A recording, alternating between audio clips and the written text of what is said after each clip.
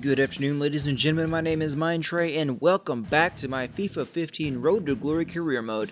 I've been using the Northampton Town Cobblers, and so far it's been looking pretty good. We got promoted at the end of the first season here, up to League 1 from League 2, and so far we're pretty close to the top of the table, just a few points out of first and second, threatening to gain that automatic promotion.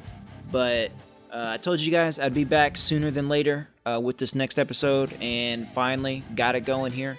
Just the past couple weeks here have been pretty hectic. Had a lot of videos taking up a lot of space. Had to get them edited down, and that's those last few uploads that were not FIFA. That's what those ended up being. But before we get this first game here against Walsall started, we've got good news here, as Lee Collins has accepted that $27.50 a week contract I offered him, and he's decided to stay at the club. So we've locked up that center back spot again for the 27-year-old Lee Collins, and that's very good news for us as we head into this game against Walsall. Here's a chance to make an impression for these two teams in this competition, the Johnston's Paint Trophy, and a chance to get to the next round. Yeah, and maybe just a welcome break from League. We got another match here in the Johnston's Paint Trophy, and hopefully we can continue our domination as we won it last year, and it's looking pretty good. We've had a couple of close calls, but right there, 11th minute, shot just goes wide for Walsall, and we've got a good chip pass up to Nichols. He's got some space, one-on-one with the keeper, but just barely sails it up and over, and he should have been able to put that one down more on target, make the goalie get a save there, but he can't quite do it. And Darren Carter there gets the steal in the box, but he tries to lay it off to Tozer instead of clearing it out. And the attacker from Walsall, I didn't see who it was. Kinsella, he intercepts the little drop-off and slams it past Studer, I believe is the goalie here for this game. You'll see here, he makes a great save there, and just a little back heel just falls right to Kinsella right there. It was almost like he just gave it to Kinsella on purpose. It was just, that pass looked that good. And here we go, right heading into halftime. Tozer trying to make some defensive play there, can't quite do it. They get around another defender, and Studer with a great save there to keep it at 1-0, and so that we're not down by 2. But the play isn't over yet, as Hornby gets a good pass up to Nichols. He can't quite make the play there. Tony's not giving up on it though. He makes the interception, steals it off of it when they were trying to get out of it. He gets into the box, splits the two defenders, and forces the goalie to make a save there. And off of the corner kick, everybody misses it, and it goes out of bounds there. And they're going to get the throw in. Hopefully we can keep it from scoring. But a great play from Billy Smith, that backup youth prospect in the right mid spot. Passes it. Banya gets it over to Nichols on the side. And the goalie gets a piece of it. And Nichols lunges forward with that second chance. Rebound shot. And just pushes it into the open net there. We'll get a look at the replay here. The goalie made a good save, but he just didn't knock it away. He just knocks it up in the air behind him.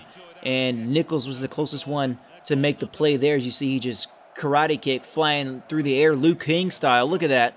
And just pushes it into the back of the net. We've tied it up here going into the halftime. Second half, 58th minute. Ivan Toney with the ball, getting around every defender there. He's got about 6 guys in front of him, gives it to Banya, who beats his defender to the ball. He's going to cut back into the box. He's going to pass it back to Nichols. He's going to lay it off to Toney. Takes a couple of touches towards the goal and slams it past the goalie over the shoulder and puts us up 2-1 here early on in the second half.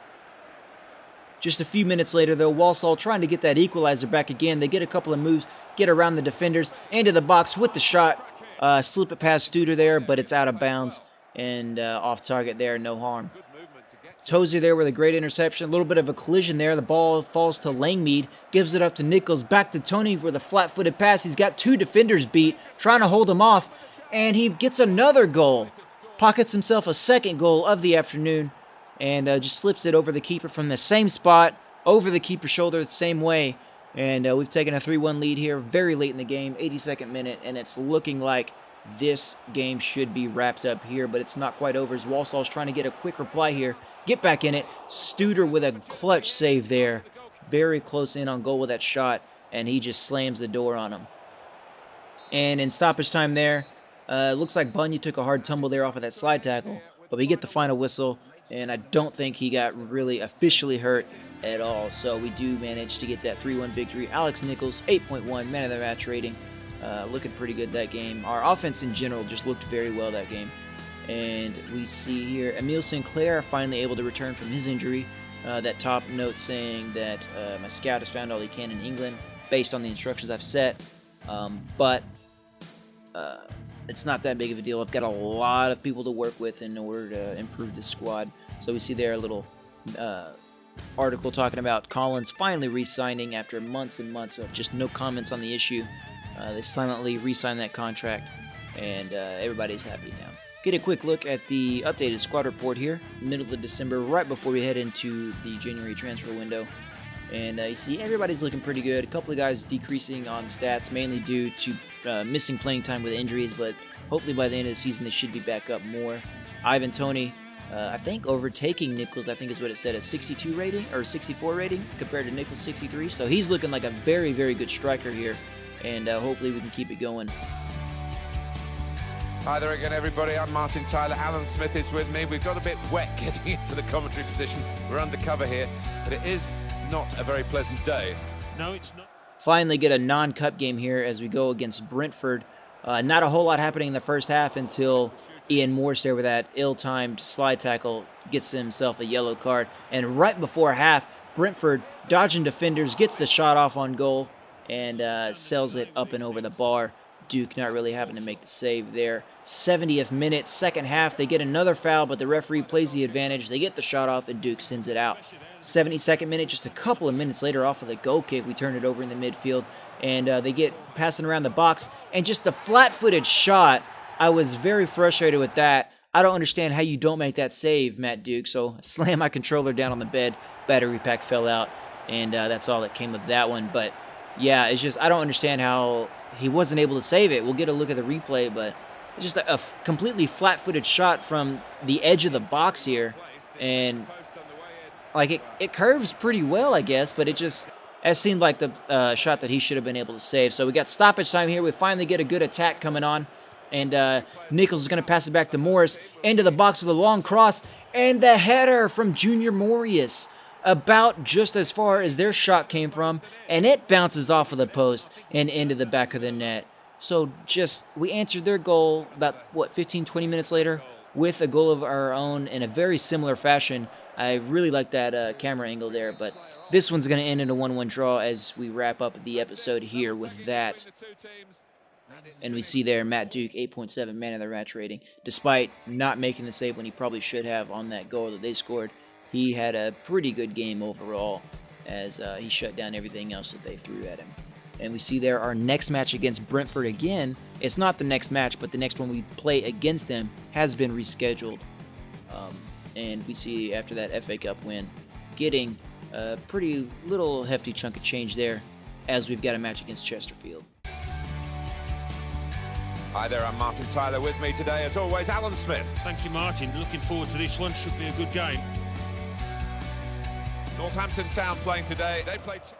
And a few of you keen-eared listeners will notice I said final match of the episode after the last game. I got kind of turned around on how many games I've played this episode. Thought that was the third one, but this is the third one here. And just shortly after the kickoff, they put a good attack together, and Doyle for Chesterfield just slams it in the back of the net, and they go up 1-0 here in the second minute. Another goal that I think Duke should have been able to save is a pretty straightforward shot, and he just slips and just lets it go. Just a few minutes later here, they get another opportunity, and Duke with a save on that one. Balls to them, they get the rebound opportunity, but they put it up and over the net there. Alex Nichols here gets a good pass up. He's into the box with it, but they just tap it away from him as he winds up for that shot, and he can't do anything with it as he misses the ball, and it goes out of the back line. 27th minute, Chesterfield looking to increase their lead, but they don't do it as they send it up and over. 38th minute, looking to increase once again on the attack, and our team is just not getting it done today.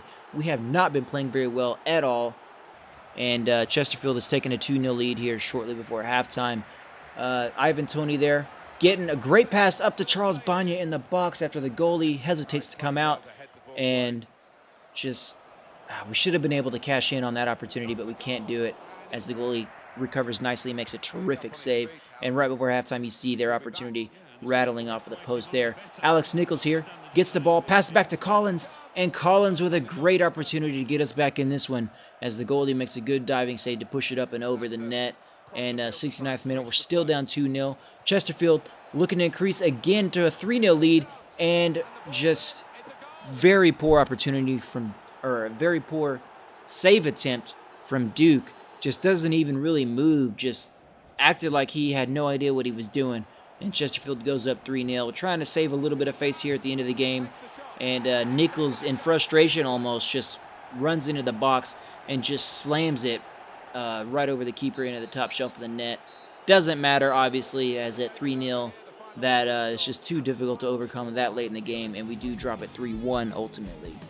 You see there our best player looking like Alex Nichols there. We didn't really do enough on offense or defense. Offense couldn't really get anything good going. We had a couple of opportunities, didn't cash in on them. And on defense, we just fell apart. We were playing tired, and I don't understand why. As we haven't had that many games, we were in pretty good fitness going into that. But that's going to finally wrap up this episode. And hope you guys enjoyed it. Hit that like button down below if you did. And subscribe if you have not already. And I will have episode 12 coming to you shortly. And I'll catch you guys later.